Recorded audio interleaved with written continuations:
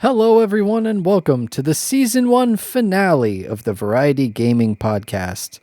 In this episode, we're going to be giving our final review of our game of the season, The First Descendant. We'll also be discussing our favorite recurring segments and also looking ahead to the fun things happening in Season 2.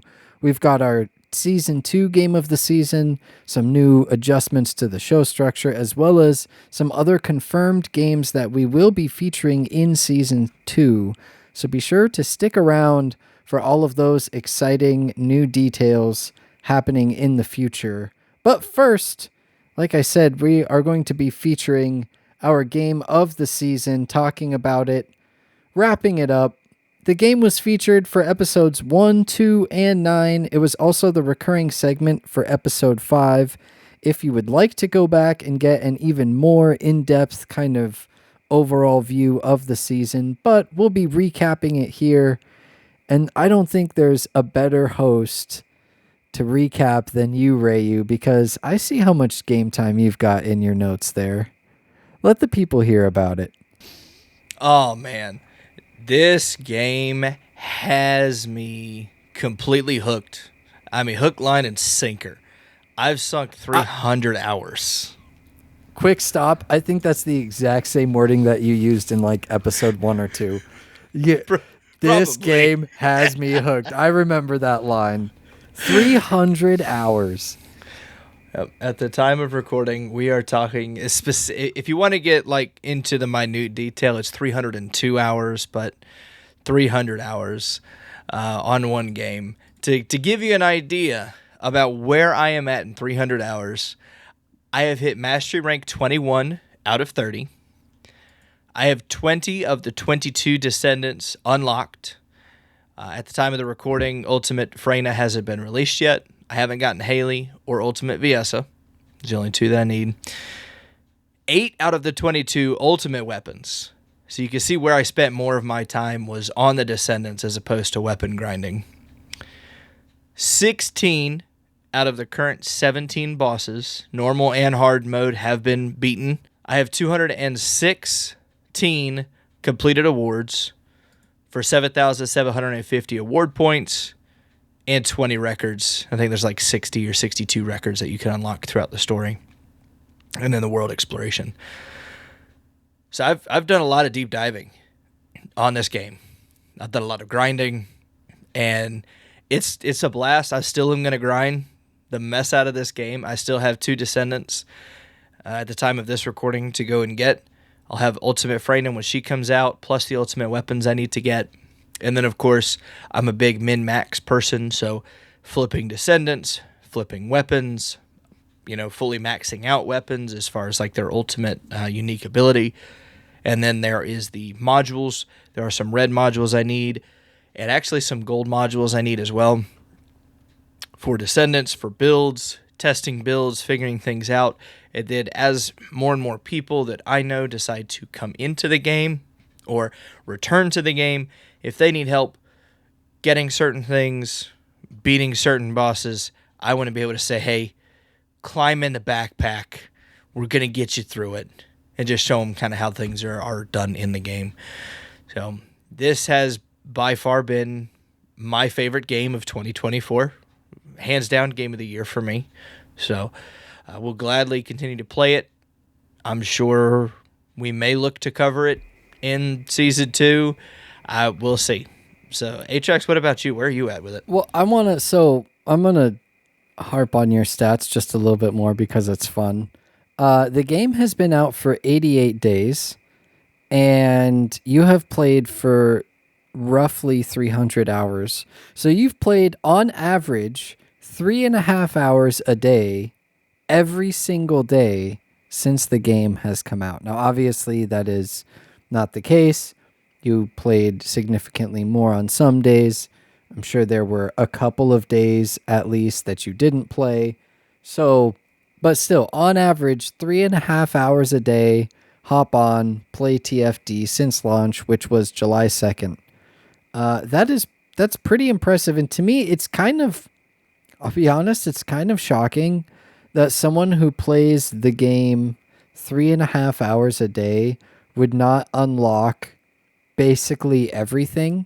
That shows, and I'm not saying like, oh, you didn't unlock, well, I'm saying that shows the time that it would take to unlock everything. And you can buy descendants and stuff in this game, but I know that that isn't the case for you. You did it legitimately and got all of the drops and all of that fun stuff.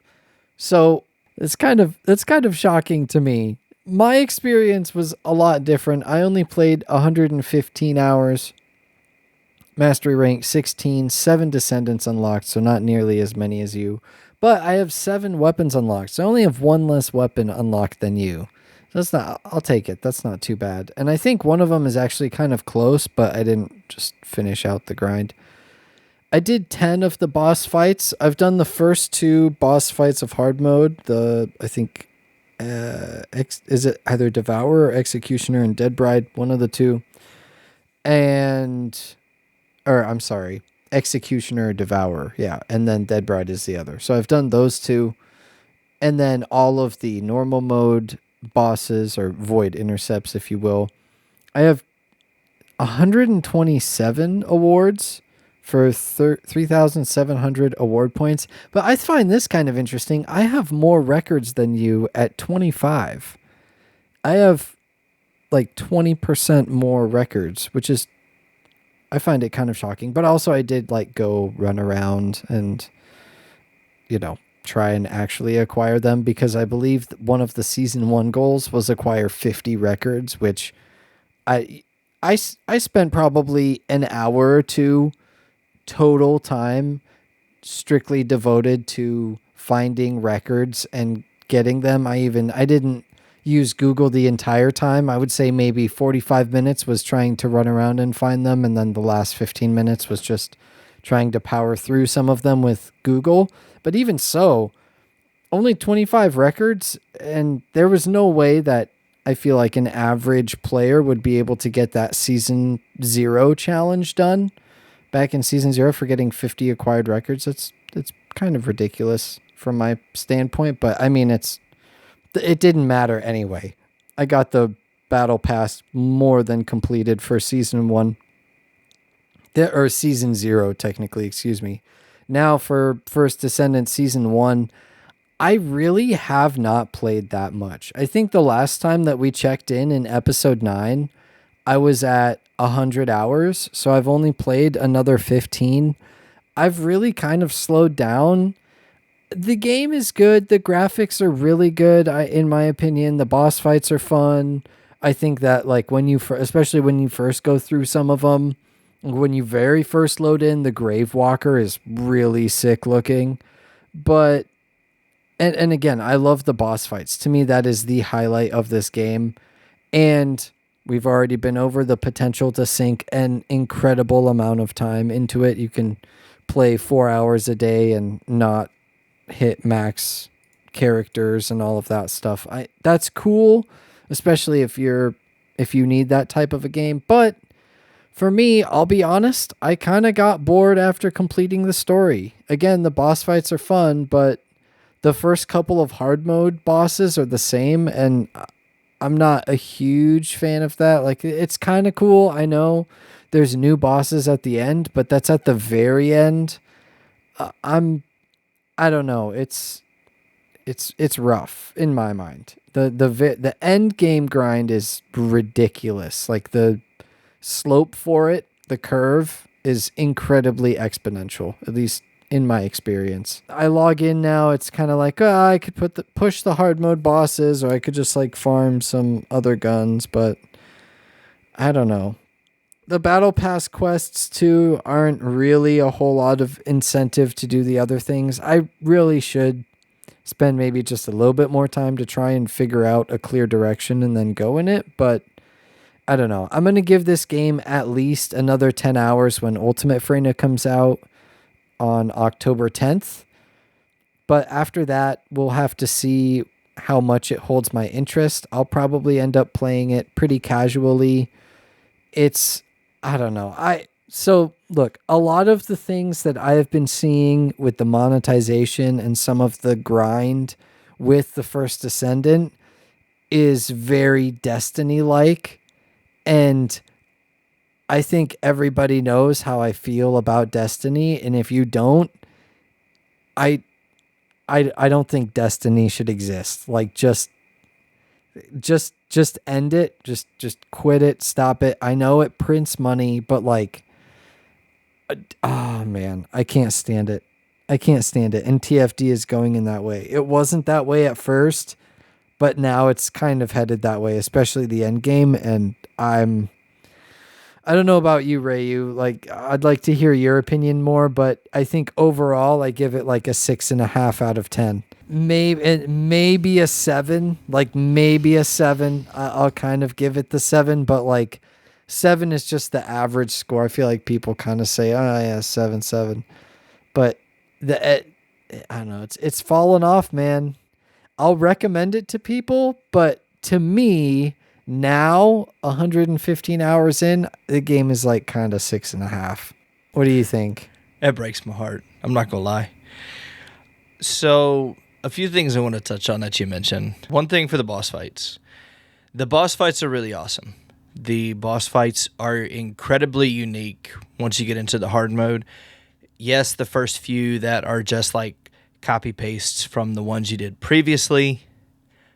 After you get past hard mode Pyro is when it opens up and you start to get more unique bosses where you get, I think by far my favorite in the hard mode is going to be Molten Fortress, because that one really does require you to understand what the mechanic is. And I know you haven't seen it, Atrax, but this one boss fight has all of these, like, I want to call them like telephone poles that spawn around him, and you have to get this giant beam to shoot around to neutralize it being enraged. It's not like a traditional enraged meter. All while doing that, you have these fireballs that are shooting out of the, Colossus, and they're landing on you, but they can hit the tower, and it damages the tower. And if there's enough damage to the tower, it resets the tower. So then you all have to be synchronized while ads are spawning, while the fireballs are going on. So there's a lot of mechanically driven portions of the later boss fights that really did, to me, give me that additional difficulty spike. And I was like, okay, I really do like this. You can't just grab your tamer, which at the time was the quote-unquote best gun. There's a lot of other guns out there. A lot of people are using Enduring Legacy now. But with the tamer, it's like, oh, I have this maxed out now. It's this really great gun. Well, that doesn't make up for the lack of mechanical ability or lack of mechanical knowledge for these boss fights. It also helps if you kind of do have the proper descendants going into these fights. There's a lot of people who will say, oh, Bunny's my favorite, and they'll jump on Bunny or Ultimate Bunny, and that's all they want to play, which is fine. You can have your favorites. It just makes it to where if you are going into public instances for these hard mode boss fights that have these mechanical checks, that have these DPS checks, running that may not be the best situation. And you can say you're going to play it however you want.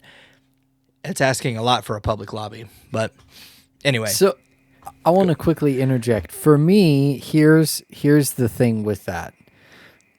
When you get to the boss fight, because you just mentioned you have to have, for the boss fights, you need to have not necessarily, you do need to have specific builds, specific descendants, stuff like that. Do you remember the World of Warcraft South Park episode? Yes. Where they spend all that time farming boars. Yes. And then they finally beat the one troll player and they kill him. And everybody's celebrating and they're like, woo, yeah, let's go.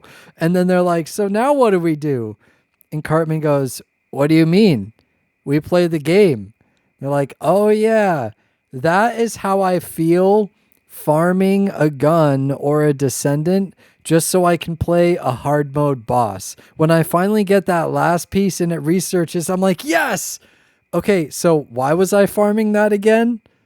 Oh, so I could do that boss and play the game. Oh.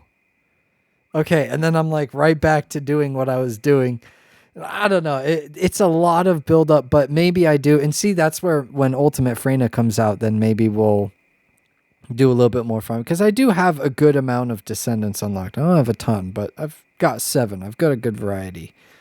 But I don't know. I just had to quickly interject that little thought is like, that's how I feel farming stuff in order to do these void intercepts. It's like, what was I farming that for? Oh yeah, that's right. So I can play the game. So, and I completely understand the train of thought and reasoning behind that.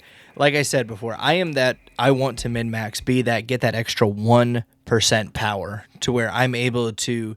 You probably have seen it floating around TikTok or YouTube Shorts, where you have these Haley builds that they're doing 20 million damage in one shot, and they're going into these hard mode fights and one-shotting these bosses, and it's like, oh my gosh, that's insane. And people are like, well, why would you want to do that? Well, it's just because you can. Like, there's a synergy of being able to build a Descendant or build a weapon in such a manner that these hard mode content bosses are now very easy for you to beat, which means that the next level is going to be even harder. I think the most common hard mode descent or the most common hard mode void intercept I see a lot of people going into is either Pyromaniac or Devour. I don't see them doing these one-shot builds with Molten Fortress. I don't see them doing one-shot builds with Gluttony. And I don't know if that's because they can't do those types of things with the Descendants that they're building for those particular boss fights, if those boss fights require the mechanical checks too fast, or whatever the situation may call for. I know that for me, and I think about like the early days of Warframe. If you go back to like way, way back in the day when Warframe first started and there was only a handful of frames that you could get, a handful of weapons and all of these things, that's what the game felt like. But now if you go into Warframe today as a new player or even as a returning player, there is so much to do that it can be overwhelming to individuals who have no idea what's going on. Because before there was no direction for the story. Now there is a direction for the story at the beginning, and there is seasonal stories. So I know that you were a fan of that. Now the stories is, you're doing the Haley storyline. So now you're going to go down that, and when Freyna releases, it's going to be Freyna's story. So I believe what they're going to do is that as they release these Ultimate Descendants or as we get into these new seasons, we're going to get more stories, which was what Warframe was doing. Even now, there are certain frames that there are specific stories that you can go down the path, and eventually you do get that Warframe. And I'm glad that you brought that up about the seasons and the Descendant quests, because I think that is a cool opportunity to explore the lore in this game, which is not necessarily a highlight or even usually on the list for a vast majority of players. But there is a niche amount of people, gamers in general, who love lore. All you lore masters out there, it's always great to cater to the lore masters because a good lore can add to a game, even if it's wild and confusing and crazy. Look at games like Final Fantasy and Kingdom Hearts and all of those, like just absolutely insane stories. Devil May Cry as well. Just like absolutely wild stories that are fun, right? But that being said, it's cool that we get these seasons and it allows them to implement more and have more because, you've got 20 Descendants unlocked. I think you said there's 22 and then 23 when Ultimate Freyna comes out, right? Yep. So that's a lot of quests. We've already had Bunny, Haley, and now it'll be Freyna. So that's 3 out of the 23. So you've got 20 more. Lots of seasons and lots of potential for implementation. And I also appreciate that they added in new types of quests. I'm not super crazy about the new style where pylons that you stand on, the little spots, not pylons, the little circles that you stand on and it charges them up. And then you have to stand on the little top thing in order to figure out what spots you're supposed to stand on, and then you stand on the spots. And if you don't stand on the right spots, you can't unlock the door. And then on top of that, enemies are spawning. And so some of them will destroy the spots that you've already stood on and charged. And it's kind of like, oh my goodness. But that being said, I like that they are trying new mission types, and I hope that they continue that trend and just experimenting with stuff. Even if it doesn't work, you can get rid of it after a season and do something else. I'm okay with that, especially if people don't like it, because then that will lead to some really cool mission types. And so there is potential for this game in the future. Currently, I still think it's a 6.5 out of 10. But I will give this cat, I'll put an asterisk next to it. October 10th, Ultimate Freyna and the quest line and all of that stuff drops. There's potential for it to go up to a 7, 7.5, or even 8 out of 10 if that storyline is good. And they implement more quests. Maybe they dial back some of the requirements and adjustments. I don't know. If they balance the end game a little bit so that the grind isn't as bad, I would highly appreciate that. I know they've already made some adjustments to the drop rates. So if they make further adjustments for the sake of the player, I know we also have this new store that maybe Rayu you can talk about a little bit more, because I haven't done any of this Freyna event store because you have to log into the website, and I don't know, it's just kind of weird. But I hope that they further implement ways to unlock pieces that you really need without having to like do this insane grind in order to get what you need. Just trade out stuff that you get in order to get the stuff that you need. And I don't know, I feel like this game could go up, but the artificial grind is just a little too much. Rayu, what do you think? So, again, with the grind, I don't mind it.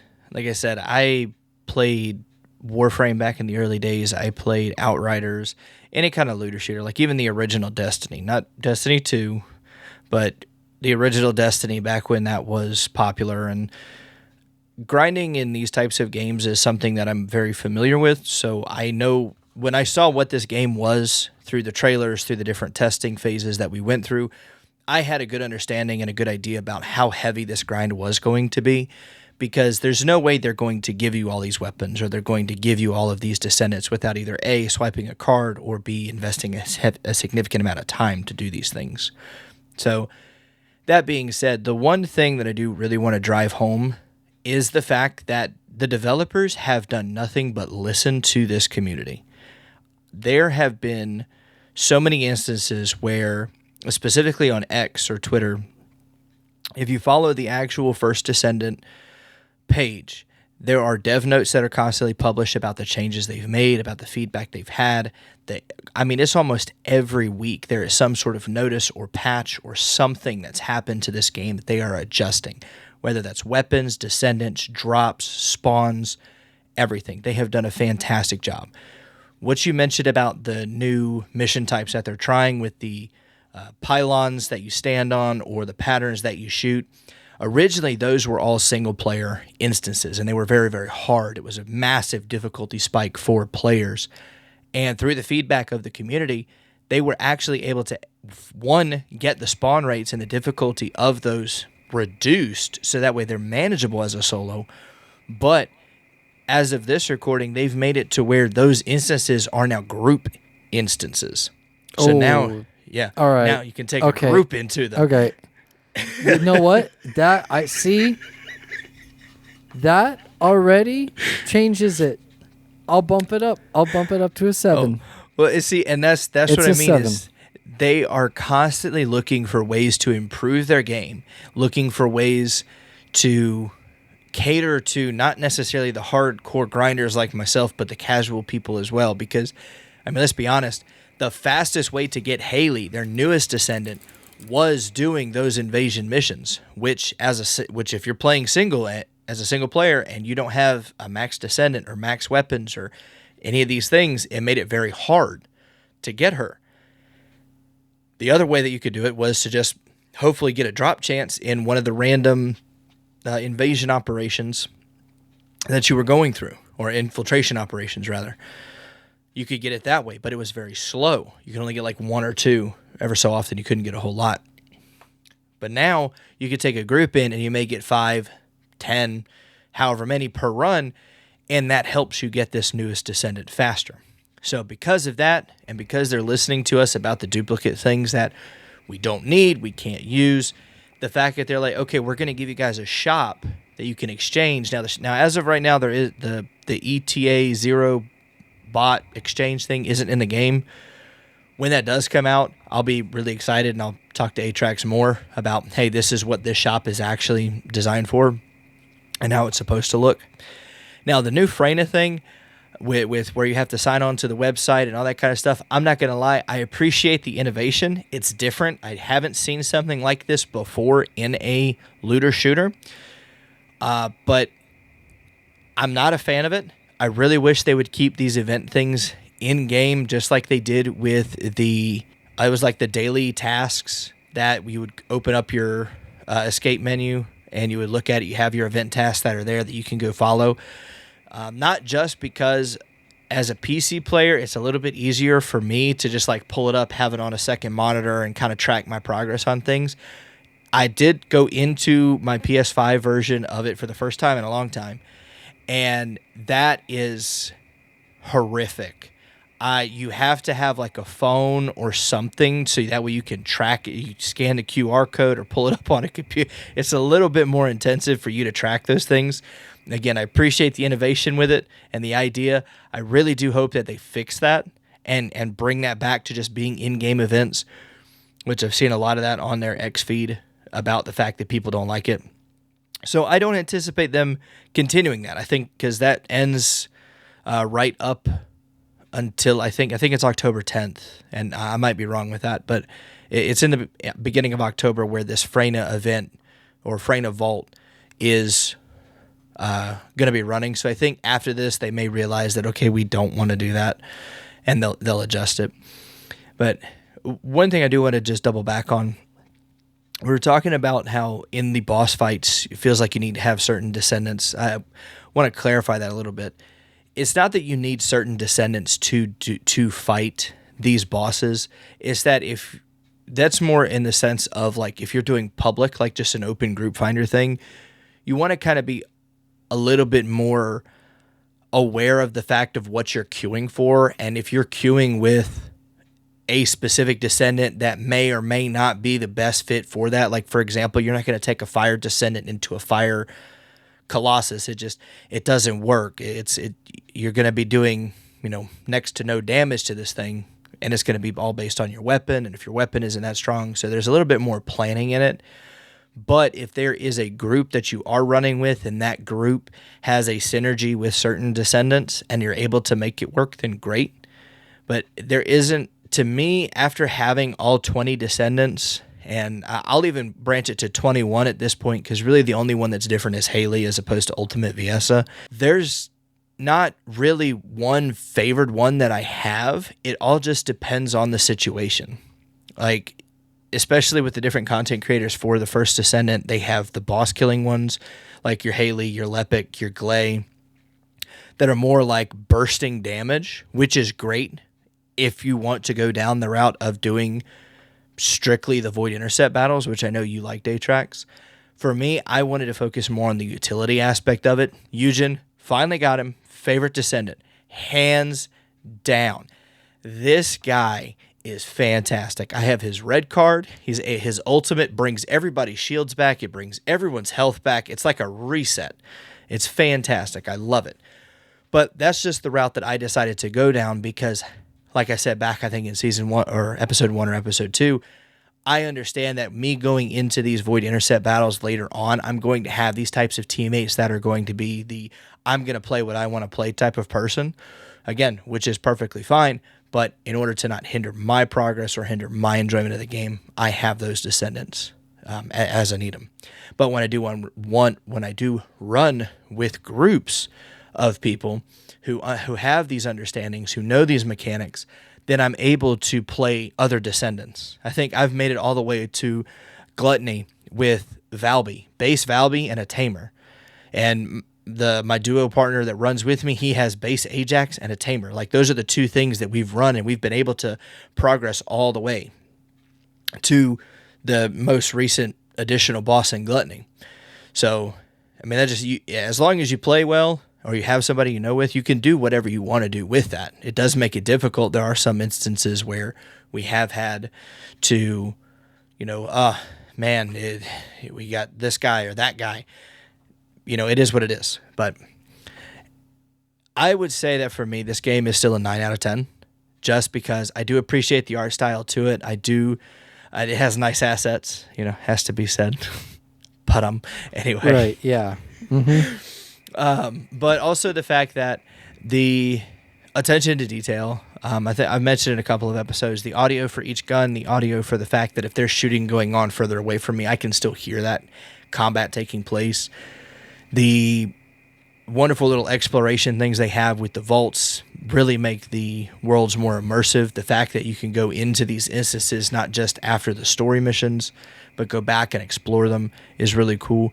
I like the depth that each of these worlds have to them. There is a little bit of a story behind the worlds. Obviously Kingston, Albion, the Fortress, and everything is really cool. Also the different environments and biomes that you come into. We have snow, we have a jungle, we have a little bit more of a swamp, we have a modern, little city. So the game is very nicely designed. The adjustments, the attention that the developers are giving to the game. Monetization, I'm living, breathing proof that you don't have to pay a dime. I choose to purchase the Battle Pass because I want the additional content, which, by the way, with the addition of Descendants that I have, I've only used the currency from the Battle Pass to unlock the additional Descendant slots. I have not purchased anything else. So it shows that you can do these things without using real money. You can progress in this game. Now, granted, the 300 hours is because I was not focused on solely just getting everything, but making sure everything was stronger so I could experience that other content. So for me, it's a 9 out of 10. Big candidate for me for Game of the Year. So that's where I stand on it. You heard it here. Ryu at the VGP thinks TFD for GOTY. And I didn't realize that the invasions were public. Now, 9/26 is when that news and update went out, and I had not played. This is now 9/28 we're recording, so only 2 days ago, fairly recent. That does change it, and I will say that, okay, 7 out of 10. Fine. I'll give it its stereotypical 7 out of 10. You heard it live on the show. Ryu convinced me. And also that news update. But speaking of news and updates, we're going to get into our little bit of a recap of Season 1 and also give you some news and updates on Season 2 here for the next few minutes. We're not necessarily having a recurring segment, but it is the season finale, so we wanted to reminisce on our first season of the show and talk about our favorite segments, all of that stuff. And Ryu, I'll let you start yet again.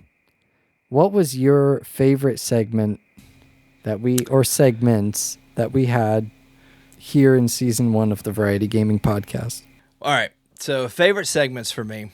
Episode 11, Why So Negative? This was something that HX, you had brought up for us to try and do before, and I really do appreciate it because this was a fun thing. We covered the game Malice. It was a terrible game. Absolutely terrible. The ideas were there. I love the fact that it was an indie title specifically, so it was a negative review for as long as they take the feedback well and they can fix it. But I appreciated it because I never would have picked up that game, never would have thought to play that game, just because, one, it's the horror genre, and two, clearly the reviews speak for what it was. But it got me out of my comfort zone in terms of gaming, and I got to experience something that, honestly, I haven't experienced in a while as a gamer, is going completely unaware, unknowing what this game is about. Like, especially nowadays with marketing and videos and trailers and testing and all this other kind of stuff, we all know what we're getting. I don't know what you're talking about, dude. The description said it all. You're hiking and you fall into a hole.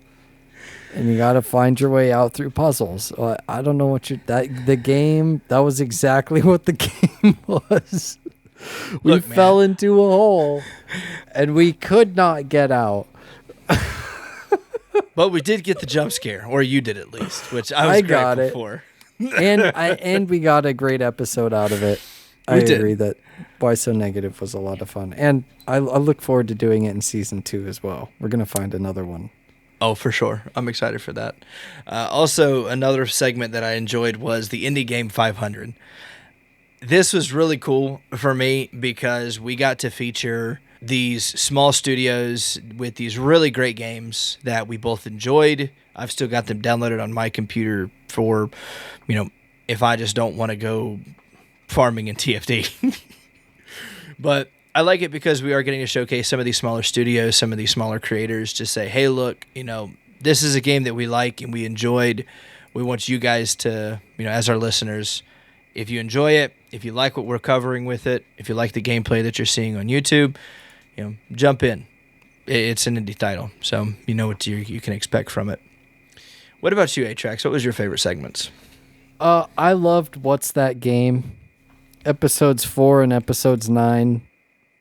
Basic summary. We describe games poorly to each other. And Rayu, it wouldn't be a fun segment if I didn't spring a random surprise on you. Oh, no. So I have a random What's That Game for you. Let's see if you've been paying attention, because this was not in the episodes, but it was actually I think it was a comment that I left from the VGP on that YouTube episode. So now let's see if you've been paying attention, Rayu. What's that game? Beloved heroes participate in a frenzied game of King of the Castle.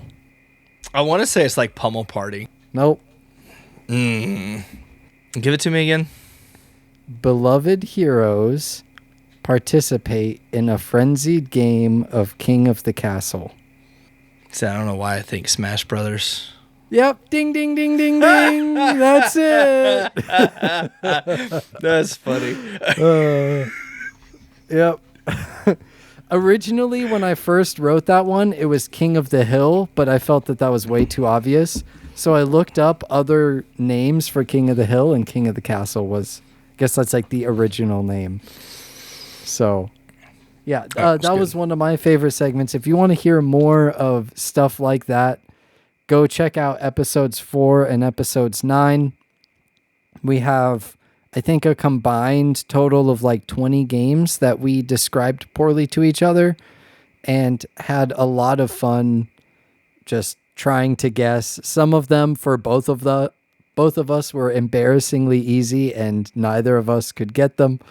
So see what stumped us in those episodes. That was a lot of fun. I would say that's one of my highlights. In addition to the Why So Negative that you mentioned. Again, I'm looking forward to bringing that one out again in season 2. And also, too, it's an opportunity not just to be like, oh, haha, game is bad, but to give constructive criticism on like, this is what gamers think would potentially improve it, and not just be total jerks. That's not the idea of the segment, to be like, oh, this game sucks, but it's like, why is it so bad? What is it? Like, what is it? I don't know. It's a fun time. I also have to say now, in terms of actual games that we featured, one of my favorite games that we featured kind of out there was Spore. And the community responded, all of you VGP listeners, pretty well to this episode as well. A lot of you said, oh, I can't believe you covered this. I haven't played or thought about it in years. And one of my friends was like, yo, you did this on an episode? Now I'm playing it again. So that was a lot of fun. Episode 5, Spore, because it was a throwback to a game that I hadn't played for a really long time. And I can't even remember how we thought of doing it, but a lot of people, again, were interested and enjoyed that episode, which made it even more fun because we had a lot of fun both recording the gameplay for it, playing the game, and recording the episode. That was, to me, one of my favorite episodes. And Ray, what about you? What were some of your favorite episodes this season? Episode 3 when we covered Once Human, Oh and man. for different reasons though, because I think this was the first game in a long time that you and I actually played together or tried to play together. But I was also really favorited by me because this was something that was really new. This was something that is a free to play game, still is out, still being worked on, all that kind of stuff. But it was cool because I wanted to see how it fared as, a new game being released. The games that have launched in the past, they've all had troubles, they've all had issues. So this was cool for us to cover a brand new game coming out, followed right after we did TFD, and we did the 2 episodes on TFD and the hype that we built with that game, and it into just how episode 3 went and just our experience with What's Human. I'll be honest, that's like it's my least favorite episode I think that we've done. I feel kind of bad about that one because like we record, you even hear in the beginning, we like nuke the episode, and it's just like, I don't know why we put that disclaimer at the beginning of like, hey, we were so nice in this episode, but we actually like hate the game. And a lot of people really like the game. It's mostly positive now. At the time of recording, I think it was mixed, but it's positive now. And the game is at least somewhat doing well on the Steam stats. But I'm surprised that pops up as one of your favorite, Rayu, because ooh, that was a spicy episode, man. Well, it was, and that's why it was my favorite, is because it was so different from, like, again, when we did the 2 back-to-back episodes of TFD and then rolling into that game, and then how we've gone 10 episodes now past that game. I think it's the only episode that we've really been like, yeah, we just really didn't like the game, and we're just honest about it. I mean, like that's why I was that is why it's my favorite. But on a positive note, another episode that I really did like was the Nova Drift episode, number 7. This was really cool because I'm a big roguelike fan as well. So this being a asteroids roguelike was really cool. And the fact that it was a single man or single developer team and just it has been beautiful. Absolutely beautiful. Love the game, and they have been very responsive on X. As far as our comments and posts towards them. So I certainly love seeing a small developer who is engaging in their community and has put out such a phenomenal game. But that was by far a great episode for me. Oh yeah, shout out to everybody at Nova Drift. I know it was solo developer, and then the music was done by another person as well. I think the music and publishing was another person. So total of 2 people, but one, like you said, solo developer. Shout out to those at Nova Drift. I should have brought up the notes on the exact details, but you're awesome. That's a fun game. I still have that one, and I've played it a couple more times since we've recorded that episode. I believe that was episode 7. So fun stuff. But you know what also is fun, Rayu? Looking ahead into season 2. I know you're excited for season 2. I'm excited for season 2. I think first what the people really want to know is, what is our game of the season? We did First Descendant for season 1, and now what are we going to get into for season 2? It is a game that we've covered already in the show in season 1. And I'm going to stop stalling and keeping you waiting and delaying because I know that you're super excited. No, I'm just kidding. It's Foxhole. That's right. We are going to be participating in the wars for the next 3 months. We're going to be giving you tons of Breaking news from the front, from the back line with the logistics, from artillery, whatever we decide to get into. Clearly, I'm so excited. I can't even say the words right, because that's right, the 92nd Regimen, the Variety Gaming Podcast, we're all getting into it. We're going to war in season 2, and we talked about it a lot last episode, again, go check that out. But to just mention it a little bit more on this episode, one of the reasons that we picked it is because it kind of, suits both of our needs as gamers. We can talk about it for a long time, for the next 3 months. Obviously, we're committing to it. And there's a lot of different aspects that we can delve into. There's the front line, there's logistics, there's artillery. We've just all sorts of different roles, and these things kind of play out over time.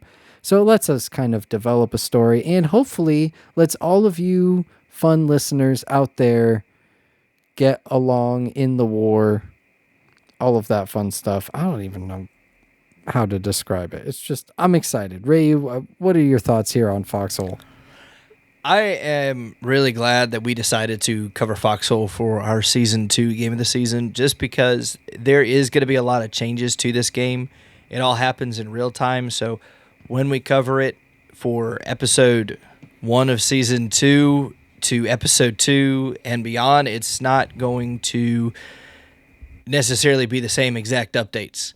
There may be similar things, but it is going to be different, and we may, like Atrax was saying, jump around to frontline, artillery, whatever it is that the war effort needs us to be. And I'm just excited because the 92nd Regiment has been really awesome, very supportive group to get it in play with.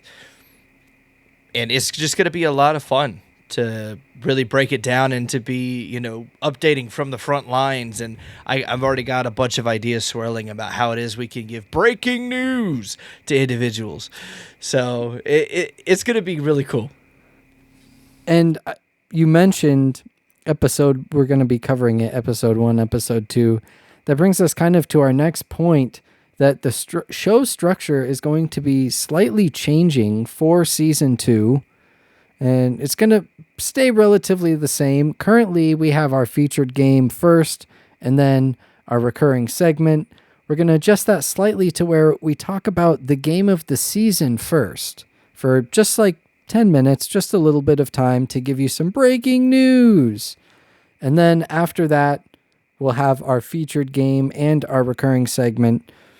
We kind of realized that with the game of the season being relatively spread out in Season 1 as it was, yes, we could give these large chunk updates, but then, people who don't listen to the episode happen to miss it, or just various things. So we're trying this, giving this structure just a little bit of a go. Hopefully all of you out there can get more involved in Game of the Season, or at the very least, just enjoy hearing about all of the fun things happening on the front. So we'll have to see how that goes. And also, speaking of show structure and featured games and all of that fun stuff, Rayu, do you want to tell the people what some of our confirmed games for Season 2 are? I would be more than happy to. So, we are going to be covering these games. It's not a set schedule, but at some point in time within Season 2, these are just some of the tidbits for you. We are going to be covering Throne and Liberty. This is a new MMORPG that is releasing, as of we're recording it, early access is currently out.